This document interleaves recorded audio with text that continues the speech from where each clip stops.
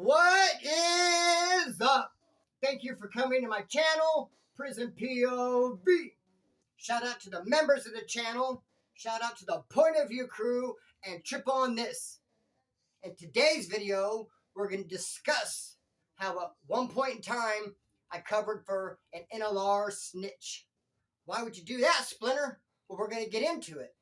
And not only that, since every video I do has 3 stories in it, we're going to have 2 additional stories after that one. Let's get it. Let's go. So trip on this. Several years ago, 2 Nazi lowriders, Johnny Bright and Bo Taylor, went to Oildale and pushed up on the connection, pushed up on this plug to rob him. Went there to jack him for his drugs, to jack him for his money. Problem is, dude fought with his life. And it's not hard for a 211 to turn into a 187. And that's exactly what happened here. I think Johnny Bright bit off a little bit more than he could chew because he goes in there, tries to punk dude. And like I said, he fought back with his life, homeboy. And Johnny Bright ended up sticking him, taking his wind. Now, Bo Taylor never got out of the car. He was the getaway driver. He's sitting in the car while Johnny Bright runs in there. He's hoping that any minute he'll come running out with the booty, homeboy. He'll come running out with the sack, but instead he comes running out bloody. Talk about we got a serious problem. They took off, didn't get far, get caught by the cops. Both get arrested, charged for 187. Now Bo Taylor starts tripping. Talking about, I didn't know about all that. I just thought we went there for a little 211. I had no idea you were going to do that. But hey, bro, when you're in for a penny, you're in for a pound. And you have to at least consider that that might be a possibility when you go to rob somebody with a weapon in your hand, that they might pull a weapon their damn self. And it's going to get real. So Bo Taylor ain't trying to take no life sentence. He wants to cooperate with authorities. He doesn't think it's right that Johnny Bright went in there and did that and now got him all gaffled up, caught up. He thought he was just doing a little thing, just trying to come up on the sack. So he ends up taking the stand and testifying. Getting up there, pointing his finger, answering all the questions that the district attorney has for him, homeboy, and he gets Johnny Bright a life sentence. Johnny Bright got himself a life sentence, but Bo Taylor sure helped put a nail in the coffin, that's for sure. And then Bo walks away with a little old 5 years. Little 5-year sentence for that whole rigmarole and for cooperating. Just slap on the hand, little tiny 5 years. Now when he's done with his 5 years and he hit the streets, he lays low for a while, but really there's no one around to accuse him. There's no one around to get a run back for Johnny Bright. There's really no one around to punish him for taking the stand and testifying, because since he's been gone, almost all the NLR leadership in Bakersfield got gaffled up behind a 187 at a park with that dude named TJ. I believe I covered that story before. They tried to check some dude named TJ. It went south. He passed away, and 6 or 7 Nazi lowrider high leadership got gaffled up. Most of them went to the Corcoran shoe, or the shoe period. Some told and ended up out of state. Be that as it may, there's really no one on the streets to confront Bo Taylor with this. Now he lays low for a little bit, like I said, and then I think once he figures out that no one's going to press him, no one's really tripping on him over that whole Johnny Bright stuff, he starts getting more comfortable on the streets and he starts getting in the mix. And that's when I meet him. I meet him because I'm dating his cousin. And even though they're cousins, they're actually brother and sister. They're raised like brother and sister because my girlfriend and this dude, Bo Taylor, both their parents were in the pen. Both their parents are in the mix, so raised by their grandparents. Raised like brother and sister, very, very close. So this is my girlfriend, homeboy, and that's her cousin that did this whole snitching thing with NLR. I feed him with a long spoon. I don't kick it with the dude. I see him around at her grandparents' house, and I'm just, hey, what's up? Hi, bye. Kiss my ass sort of thing. Now, he ends up catching a term. He gets so comfortable in the mix, no one pushing up on him, that he starts committing crimes, and he's on his way back to the pen now. And now when he first told on Johnny Bright and went to prison. I don't know if he went to a PC yard or a GP yard. I kind of find it hard to believe that he would go to general population, considering he just took the stand and testified in a high-profile case. Maybe he did. I don't know. I have no idea. But I know that when he paroled from that, and he was on the streets for a little bit, and then he got gaffled back up, went back into prison, he hit a GP yard. He probably figured, hey, man, it's been long enough. It's been 5 years, plus a year or so I've been out. It's been 6 years since all that. Maybe people forgot. All NLR leadership is gone. No one around to point the finger. No one around to point the finger. My name's not in anybody's mouth. I'm just going to try to slide on through this whole GP thing. General population county jail, general population reception, and then makes a main line. One day, while he's in prison on the main line, he calls home, talking to grandma and grandpa, talking to my old lady, his cousin, talking to some other family members. I happened to be there. He asked for me. Asked to talk to me, which I thought was very odd because we weren't really on speaking terms. Like I said, we were on hi, bye, see you later, see you never, wouldn't want to be, we weren't buddies. We weren't homeboys at all. I merely was dating his cousin. That's it. And I didn't condone what he did. And I believe he knew how I felt about it by the way I looked at him, by the way I wouldn't hit that joint when he tried to hand it to me, by the way I told him no, I didn't want to ride with him to the store. Homeboy, I fed him with a long spoon, like I said. He calls from prison, asks to talk to me, which I thought was odd. I get on the phone. Hey, what's up? What's up, man? He goes, hey, I want you to talk to this dude real quick. And the guy gets on the phone. What's up, Splinter? What's up, dog? Who's this? He goes, this kid from Fresno. What's up, brother? What's up, dude? Now, kid from Fresno is a guy that I met several years back. I met him in prison. I seen him in 2 or 3 times in prison after that. Seeing how prison is a revolving door. You do kind of keep bumping into the same individuals. Bro, I met him in prison, and I continue to see him and bump into him in prison. And he was actually a Nazi lowrider sleeper. He did 5 years. He was one of the kids. He was getting ready to become a Nazi lowrider. He was on deck, but right before he could make the books got closed.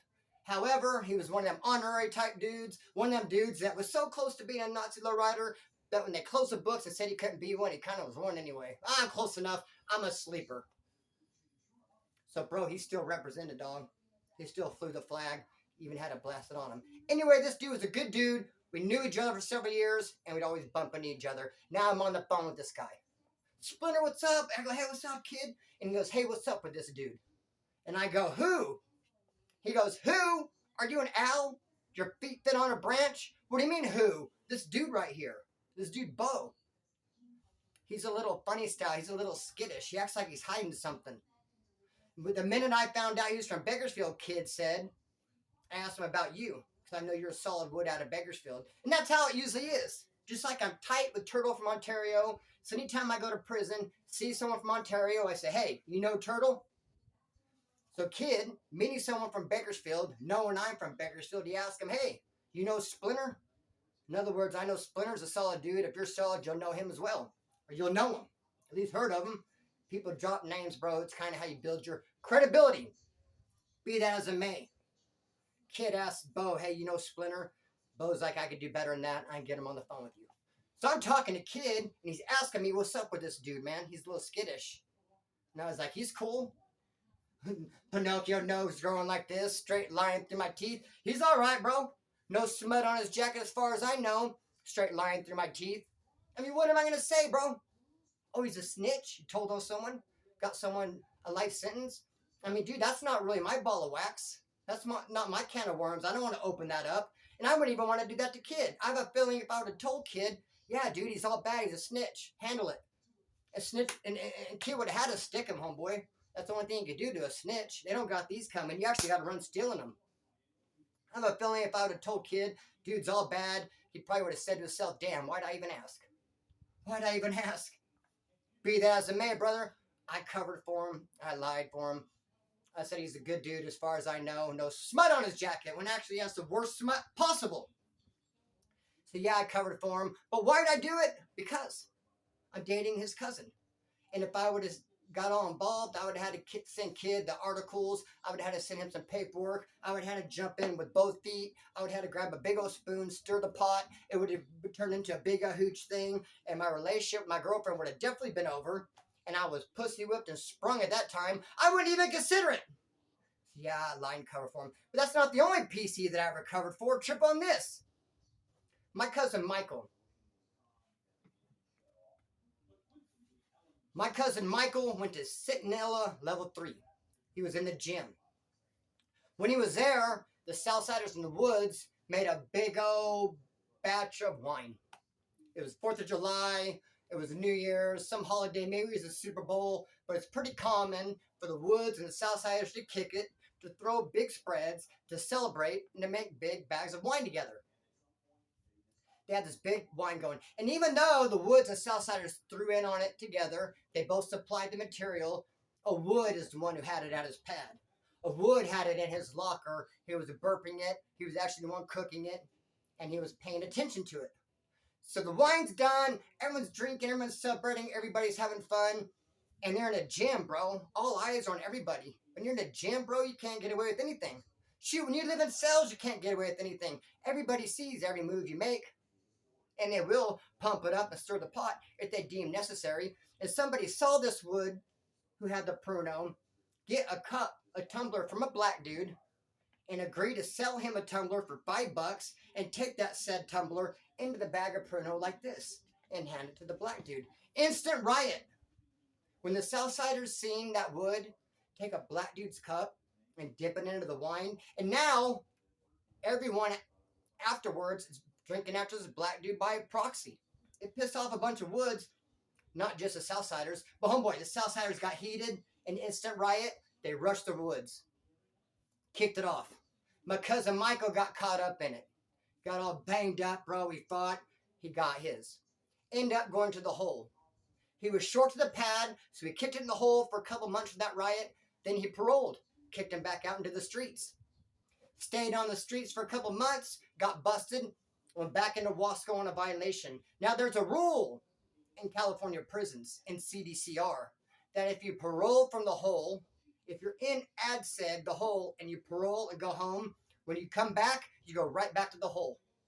So they can get in there and figure out why you're in the hole, why were you here, and they need to figure out how to house you. So since my cousin Michael paroled from the hole of Centinela, hit the streets, got busted, caught a violation, he went right back to the hole, and he went to D6, Wasco Reception, which is a brutal hole, on and cracking. Gang of people lost their lives there. Gang of stitches and staples handed out there, broken bones, the whole nine. It's a vicious, vicious place to do time. And as soon as my cousin Michael gets in there, they tell him, hey, we want you to stick your celly. Welcome to Tierwood. Here's a piece, stick your celly. And my cousin Michael's like, no, I don't really want no part of that. Matter of fact, I know this dude. I know why they want to stick him. I don't think it's a good enough reason. It's not my ball of wax, not my can of worms. I don't want to get involved. So they dropped him immediately. Immediately, he was PC. He shot the knife back and said, no, sir, thanks anyway. Boom, taken off the roll call, PC. So Michael paroles from D6 on the street for a short time, goes right back into county jail, and he's like, dude, I'm going to go GP. I know that I was PC at the whole D6, but I think I can get away with going to county jail. I'm going to try to slide in. Which, mistake, bro. There's eyes everywhere. So Michael comes rolling into the farm, Mel Minimum, Kern County Jail, Laredo, into Barracks 19, and that's when I see him. I see the new dudes coming, and Michael's one of them. He's like, Chris, and I'm like, Michael, like, what are you doing here? Now, I hadn't seen him when he paroled from Centinela after that riot. I'm just hearing about all this. I didn't see him when he paroled from D6 after he turned PC for refusing to stab him. I haven't seen him since then. I'm just hearing about all this stuff, and now I see him. He comes walking up to me, what's up? I give him a hug, and I said, you got balls, bro. He's all, why? I said, you know why? They're going to figure it out.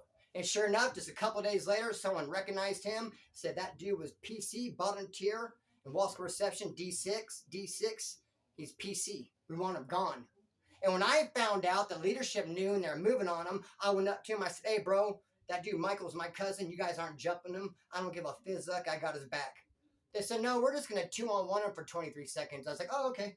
That's cool. 2-on-1. I mean, jumping. I mean, if you're going to 3-on-1 him, I have a problem. 2-on-1, get your money. I mean, bro, he's got an issue coming. Not a whole lot I can do about it. But they gave him some respect. They didn't cheap shot him. Took him in the bathroom. 2-on-1 him. Michael got in there and got his digs. I respect it. And they sent him packing. Rolled his ass up. Snarf, snarf. Now trip on this though. This is like the opposite end of the coin. Because I know a dude who stuck somebody to get out of being PC. Some people refuse to stick in and become PC. This dude stuck someone to become not PC. I clean up, trip on this. A little homeboy of mine was in county jail pre-trial. D-pod.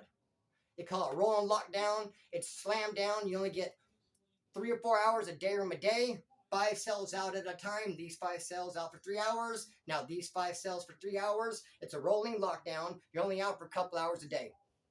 My homie's in there, and his cell, he doesn't have a cellie for whatever reason, and his cell does not have a sink. It has a sink and won't produce water. And he's tripping. He's pushing the button. He's like, I got no water in my cell. And he's telling the cops, like, dude, I need water. You need to fix my sink. He's putting in request slips. They got a speaker on the wall. He's pushing the speaker. Hey, fix my sink. He's talking to the cops, and they come by for chow. At day room, he's trying to flag the tower. Dude, I got no sink. I got no water. You guys got to give me some H2O, homeboy. I'm dehydrated in there. I'm parched. So he's throwing a big old fit about not having water, and they're just ignoring him. Got him on the shine. So finally, he just rolls up all of the stuff. He says, I'm out of here. I'm out of here. He rolls up his cell, rolls up his stuff in the cell, walks out of the cell, tells the cops, I'm out of here. Find me a different cell. So they took him out of that block, put him somewhere else. Bro, now he has a sink. But when he walked out like that, the other inmates saw him, and they said, oh, he rolled it up. They put a jacket on him. They smutted him up. He said, that dude rolled it up. We don't know why, but just in the middle of the day, dude packed and just left. He's in trouble. There's a green light on him. He rolled it up. He has no idea they're talking about him like this.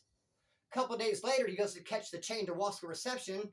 They pull him out of that pod. They're putting the waist chains on him and the shackles on his ankles. And he's with all the fellas. And the wood comes up to him. He said, hey, dude, you know you're in trouble, right? He goes, I'm in trouble. Why? What happened? Because you rolled it up out of that last pod. He goes, no, I didn't. That's what the fellas are saying. He's like, no, I just didn't have any water, dude. No. They're saying you rolled it up, bro. You're all bad. Calling you a PC case, dog. He's like, what? Immediately he took off on a cop, dog. Right then and there. Took off on a cop. Bro, they gaffled him up, and then they take him to D6 Wasco reception. He gets there and he tells the fellas, look, they got some kind of smut on me. They tried to put a bum jacket on me, saying that I rolled it up. I didn't roll it up. I'm here to speak for mine. And they said, cool. Stab this dude. You're all good. The funny part about it is later, one of the cops told him, dude, we thought the reason why you took off on that cop is because you wanted to stay in the Kern County jail. That's why we sent you to Wasco. Had we known that you wanted to get to the hole at Wasco, we would have kept you in Kern County jail.